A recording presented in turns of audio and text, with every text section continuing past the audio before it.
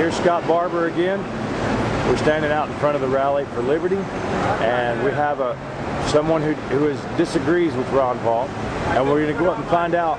We're going to go up and ask him objectively what's going on and why he has this particular sign, because we are the Campaign for Liberty. We've got to support everyone's right to their opinion. So let's go find out what's going on. Hello, this is Scott Barber. We're going to do an interview here live in front of the Republican Rally for Liberty. Sir, not the Republican Rally. Excuse me, the Rally for Liberty. And sir, we're here to ask you why are you here today? Why have you gone to all trouble to? We know this was a lot of work. We just want to know your opinion. So please let us know. Please tell us who you are and where you're from. I'm Leslie Davis here in Minneapolis, based here, and victimized by Jesse Ventura when he was governor. Wrote a book that exposed him, and I thought it would denigrate this rally to have Jesse Ventura speaking here. So I contacted Ron Paul in a personal letter on the 1st of August. Very respectful letter.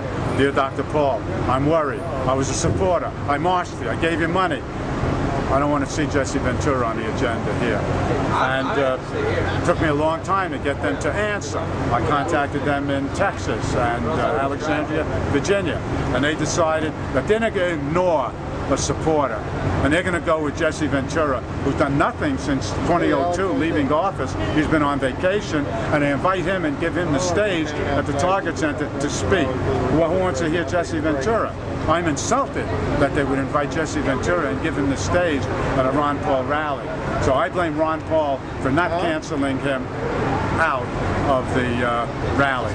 And this is my statement to Ron Paul. Sir, what kind of president would you make, Dr. Paul, that you couldn't even change the agenda for your rally in Minneapolis because you were offending a supporter? Well, sir, don't go away with that book. Sir, have you had a problem today with the Ron Paul supporters giving you a hard time or threatening you in any way? But they're starting to act like libertarians and freedom of speech guys. I mean, they're swallowing hard and taking it.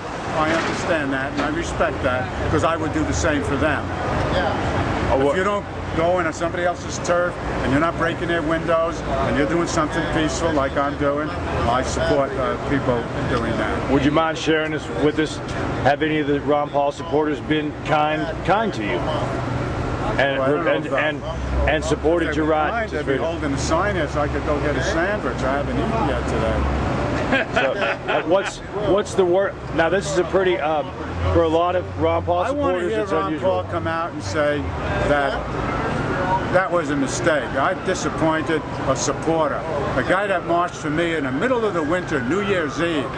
Not a 22-year-old guy, not a 17-year-old kid. A guy that contributed money to my campaign from his Social Security check. A guy that staffed my office.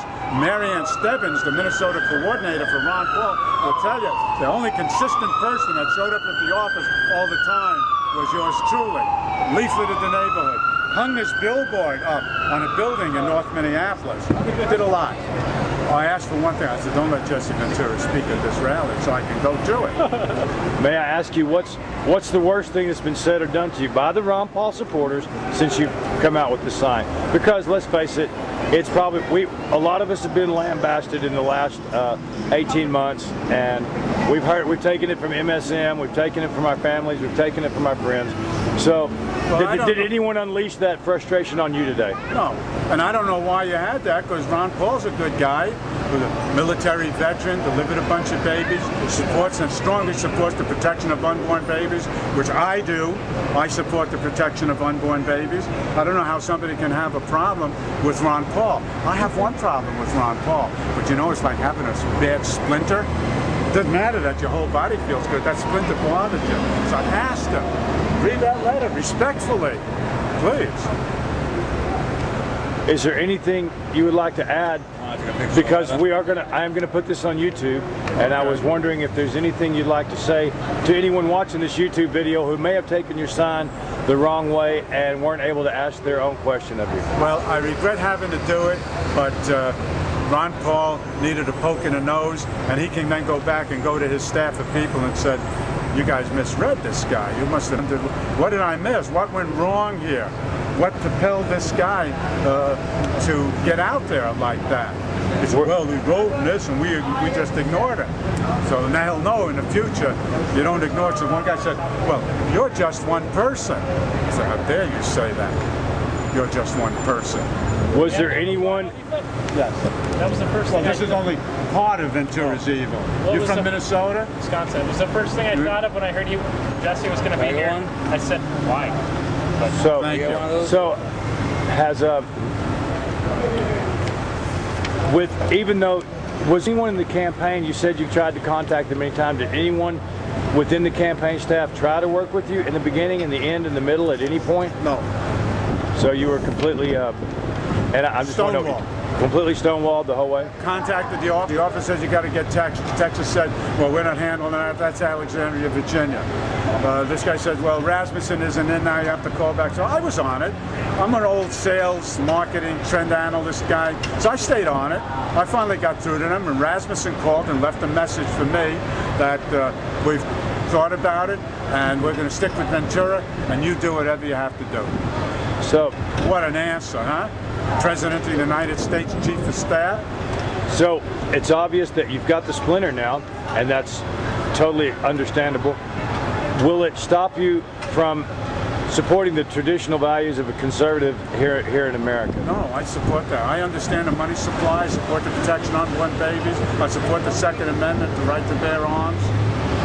All that. I support the whole agenda. So you will continue with this, even though the Ron Paul campaign is truly presidential campaign has come to an end. The issues are my issues. I'm running for governor in 2010 in Minnesota, and I'm running exactly on those issues.